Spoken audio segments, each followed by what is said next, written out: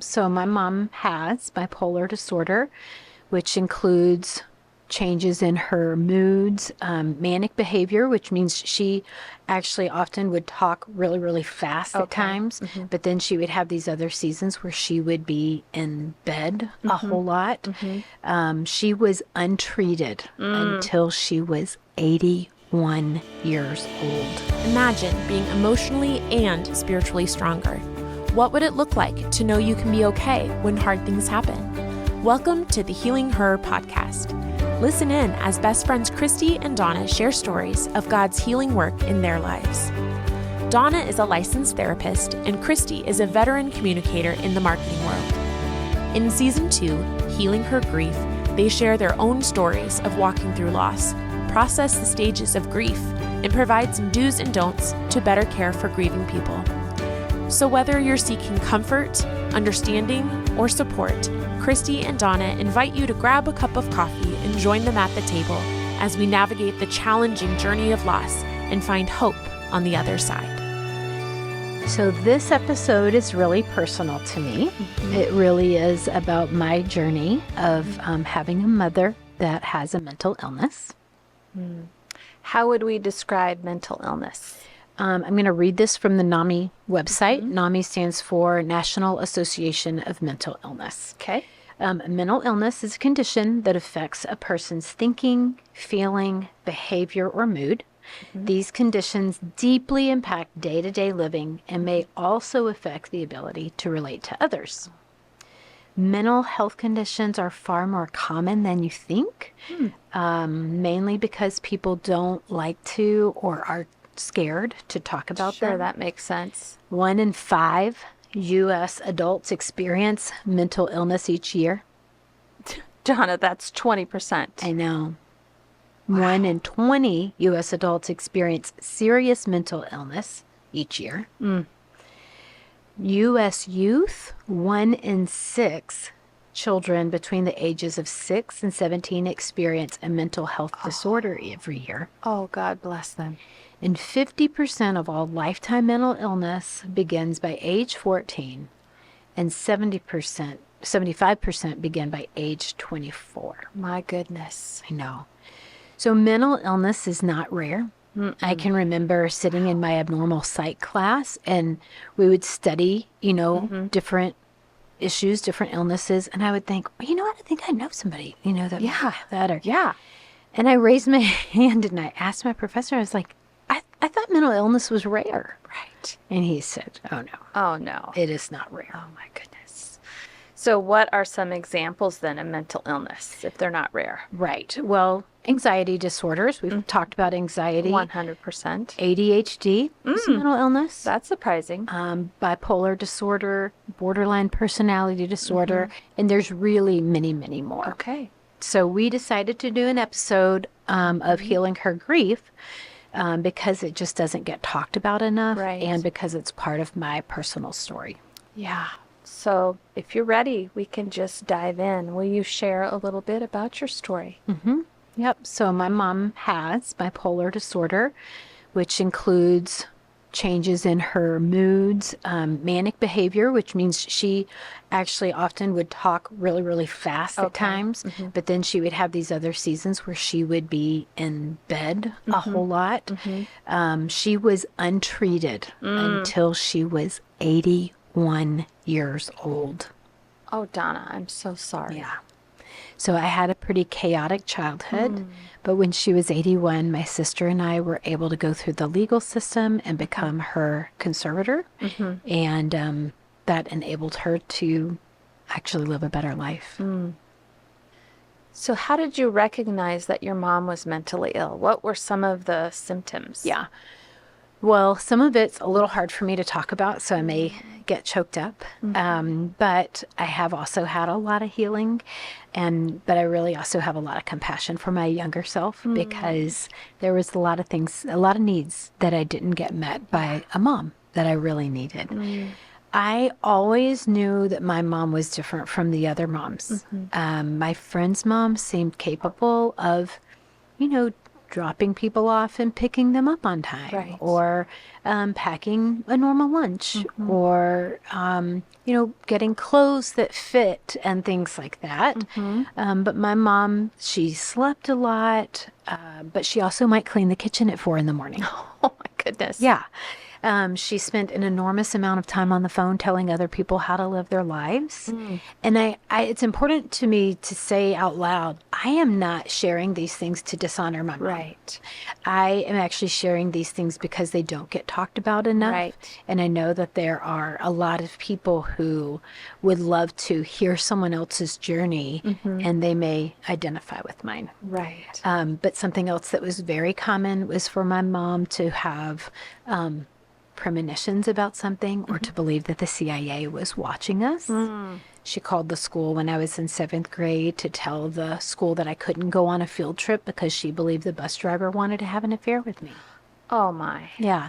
So there's just all these, this isn't normal behavior. Right. This is not normal behavior. Right. And my siblings and I spent time over our childhood just trying to figure out what's wrong with our mom. And as a child, how did you deal with it? I was really just trying to make sense of things. I was constantly trying to figure out how the world worked. Right. Because I didn't have a mom helping me make have a sense model. of the world. Right. That's right. That's right. And so in many ways, I just made my way through. Sure. As an adult, I can look back. And again, I have so much compassion for myself. Children can't be held responsible to figure out their parents' mental health issues. And what I really needed was for my dad to help me make sense of why mom was different. I needed him to get her help, and I needed him to help me. How did your dad respond? In many ways, I think my dad just ignored it. And I think he was just trying to stay married to mom. But as an adult, I can see what my child self needed was more than just married parents. I needed dad to step in and to make a difference for me. How did your mom's mental illness affect your relationship with her? Well, I knew from an early age that she wasn't safe. Right. So I really knew better than to go to her for needs to be met. I couldn't predict her mood, and she was very inconsistent. I experienced a lot of confusion in my childhood trying to figure out, again, how the world worked and how to make sense of my mom and how to get my needs met. So examples of missing closeness with mom was I always sort of felt less than. I saw other friends that were close to their moms, and I wondered when that would happen for me. Right. I thought, well, maybe when I start my period, we'll be close. Maybe when I have a boyfriend, maybe when I get married, maybe when I have a baby.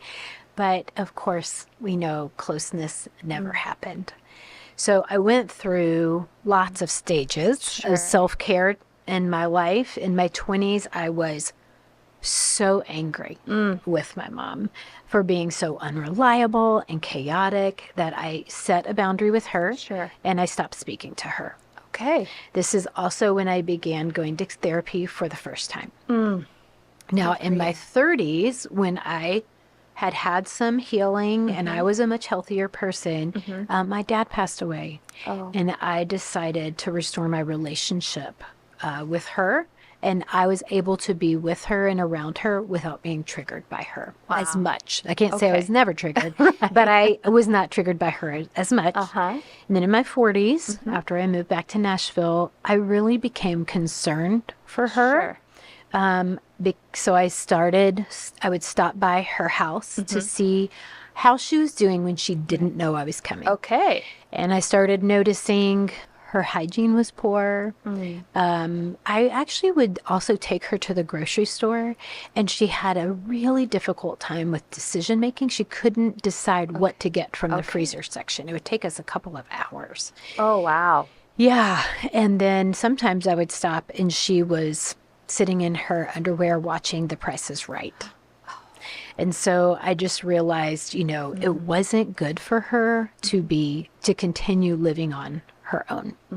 So I want to say here, this is the Healing Her podcast. It's really part of the catalyst for it, right? Is the inner healing work that I had pursued and the work that the Lord had done in me and the therapy that I had taken a part of was the reason I could love my mom, that I even cared Right. how she was doing. Right. So Jesus helped me to forgive her for all the ways that she was unable to be the mother that I needed. I eventually talked to someone at a local assisted living facility, and I told them about these changes that I was seeing in mom. They suggested that she could have dementia, which was quite surprising to me because Right. I had always experienced this up and down with her, but I didn't know what was going on with her now. And so I did have her assessed. She had had 3 falls that summer. Right. I'd taken her to the doctor to have her knee looked at, and she disclosed that she had actually fallen and couldn't get up for an hour, but she had never told me that. Oh, my word. So it just, again, became really, really clear that she needed help, and it was help that she was not able to give herself. And so my sister and I utilized the legal system to become her legal conservators. Okay. And as a result of that, we were able to get her on the psychiatric meds that her brain really, really needed. And so at 81, she became the calmest version of herself that I had ever seen. Goodness. Yeah. I have no words to even say about Yeah. that. It was literally, I consider it a miracle in my life. I really do. So how do you care for someone who is mentally ill, or how do you get them help? Right. It's a great question. And the truth is, you can't help anyone who doesn't want help. Oh. My mom never came to a place where she would consider or could consider that her thoughts or suspicions weren't accurate. Right. Mom was actually arrested in her 60s for stalking Really? her next door neighbor. And when she was in jail, we tried to convince her to take this mental health route that the legal system provides. She could have asked for a mental health assessment, but she did not have the personal insight to be able to do that. She was actually arrested a couple of different times Oh, Donna. for her due to issues with her mental illness. But she was never able to consider that she could benefit from psychiatric meds. But all of that leads us to the story. The real topic of this podcast is the Right. grief of living with someone who has a mental illness. So how did you care for yourself? Well, I did allow myself to seek help, and I allowed myself to grieve. Clearly, I was an adult and had gone back to school to be a therapist before I understood I really needed to grieve. How mental illness had affected my life and my relationship with my mom. When we first started talking about grief in this podcast, we talked about the stages of grief Right. and how we do not go through all of them, and we don't go through them all in order. Right. So I'm going to talk through these stages in terms of how I saw it play out for me and parts of my family. Sure. So how did denial play a role in all of this? Yeah. Well, really, I think my dad was in denial about the effects of my mom's mental illness on us. Instead of addressing the chaos that mom inflicted on us, he just didn't talk about it, and he ignored it. Right. And did you experience anger? Yeah. Most of if you'd known me, I think a lot of my identity in some ways was wrapped up in my anger towards my mom. It was like the story that I was always telling and talking about. So you were a hothead. I wasn't a hothead with everybody, but I was 100% a hothead with my mom. And I was so angry for my mom, for her craziness and instability. I was bitter. I talked about my mom in mean ways, and I was mean to her. Yeah. Something I'm not proud of, by the way. No, I know. Yeah. I know. But as a child, how do you even process all know. that? I know. We do need to have compassion on ourselves. Yes. That's for sure. Yeah. So how did bargaining show up here? Well, so remembering that bargaining is, what if I do this and Right. what if I did this? Right. I started going to therapy. I set those boundaries, all those kinds of things. And looking back, I think I believed that if I changed my behavior, that my mom would change. Oh. And of course, it didn't. Because her brain chemistry had a problem that had nothing to do with my behavior. Wow, that's profound. How did that revelation impact your life? I think it helped me create emotional distance from her Okay. instead of taking her behavior personally, like that she's trying to hurt me or Right. trying to be a not very good mom. I could see her in a new way. Right. And I could have compassion for her. I just think that's got to be the work of Jesus. Oh, it is 100%. I don't know the work of how Jesus. else you can survive. So did you bump into depression? Yes. I would say I've had bouts of depression regarding this kind of through my whole life. Okay. You know, like Mother's Day, I've never just robustly walked up to the Mother's Day Hallmark section, and just been like, I can't wait to find this amazing card for my mom, There's not a little divider thing that says bipolar moms. No, there's Oh really, my really goodness. not. And so I do think that I've just carried a sorrow with me Yes. my whole life of I just didn't have a mom. I've never experienced having a cheerleader mom, a mom Yeah. that's like always there for you, Yeah, that in your comforts corner. you, makes your favorite food, those kinds of things. And so in some ways it's like a complex grief because we've talked so much on this podcast about when we lose a person. Right. And there's actually a finality to that, right? But with this, it's like it just keeps going and it keeps revisiting. Right. You're not grieving what you don't have. You're continually grieving Yeah. what you never got. Right. That's right. Wow. Yeah. So did you accept it? How did acceptance play a role here? Yeah. So acceptance has looked like acknowledging that my mom wasn't responsible for giving herself a bipolar disorder. Oh, man. Yeah. I think we need to just sit in that a minute. Yeah. You know, That's a lot. it is. When I did that genealogy research, I think it's possible that her father had bipolar disorder. Okay. And somehow that just really helped me have more compassion for her. I really wish mom could have chosen to take meds on her own. I wish Right. dad had insisted she get help. Sure. But those things didn't happen. And I can see how mental illness has shaped my life. And truly, it was the catalyst for me becoming a therapist. It was the catalyst for me getting my own help. And now I get to help so many people make sense of so many things. And God has truly been faithful in walking alongside me and healing me in so many wounds of my past. That's so beautiful, Donna. I know that there are people listening who have compassion for you, but also what my hope is that they will be compassionate towards themselves and seek help. Yeah. Because that's really the thing that started the change in your life was you sought a That's right. therapist. That's right. So that truly amazing. And then the last stage David Kessler writes about is making meaning. How have you made meaning in all of this Right.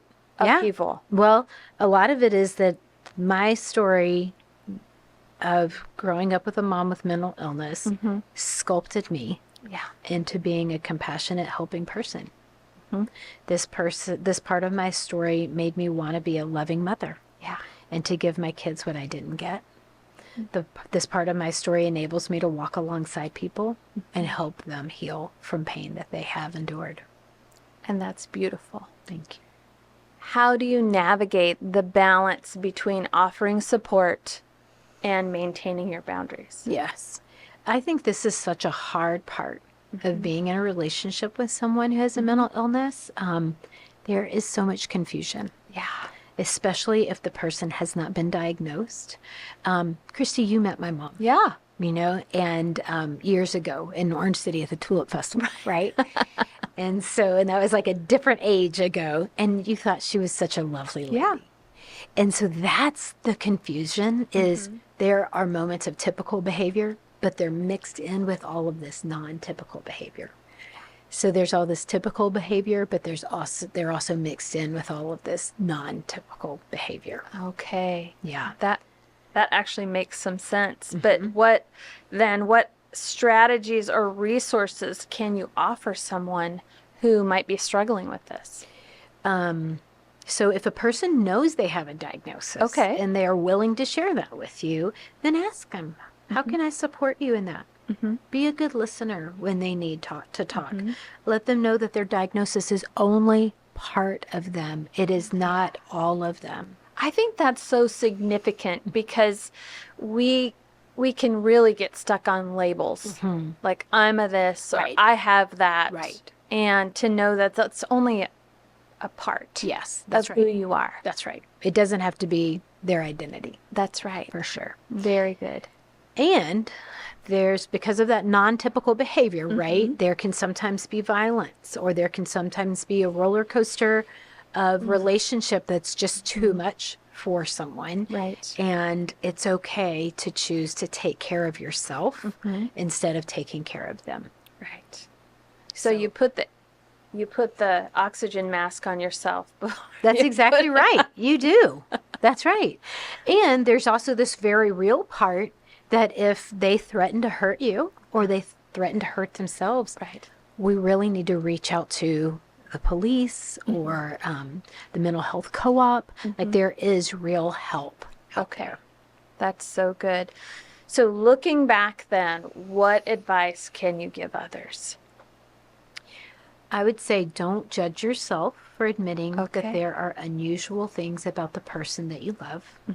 Let yourself set the boundaries that you need to keep yourself emotionally and physically safe, Okay. and live by the belief, I'm not all they've got. Oh, so you don't hold all the responsibility That's right. for your mom That's or your right. person. That's right. I'm not all they've got. And I have to live by that as a therapist anyways, to know that Sure. I'm part of a community of helpers. I'm not Sure. the only person, So, but that's something that is really important for someone who loves someone Sure. that has a mental illness. That is so good. And give yourself, if you're a parent and you believe that your spouse has an untreated mental illness, ask them to get help. If they won't get help, it's important that you put the safety of yourself and your children first over the possibly irrational beliefs of your spouse. Give yourself permission to grieve. Give yourself permission to admit, I didn't think things would go this way. Thank you for sharing all of that, Donna. I know it was hard. I know we've processed this for a long time, but actually going on air with it is a hard thing. Yes. So I just want to thank you for being so brave. Thank I you. appreciate that so much. You're welcome. And I know it's going to help so many people. I also want to say I'm really sorry. Thank you. Thank you. I'm sorry too. Yeah. So this episode has been an example of how grief has affected Donna's life. Yeah, and we just have talked about a lot of information in this episode, but grief affects us all in all sorts of ways. So if you found this episode to be helpful, we just ask you to comment on social media and share it with your friends if you know that it might be able to help them too. But again, thank you, Donna, for sharing such a heartfelt story. We hope today's conversation brought you comfort and insight on your journey toward healing. If you found this episode helpful, be sure to subscribe and share with a friend who might benefit. Remember, you can follow along on Instagram, Facebook, YouTube, and Pella TV. We want to thank Side by Side Ministries and Adri and Marla Gruneweg for their financial support.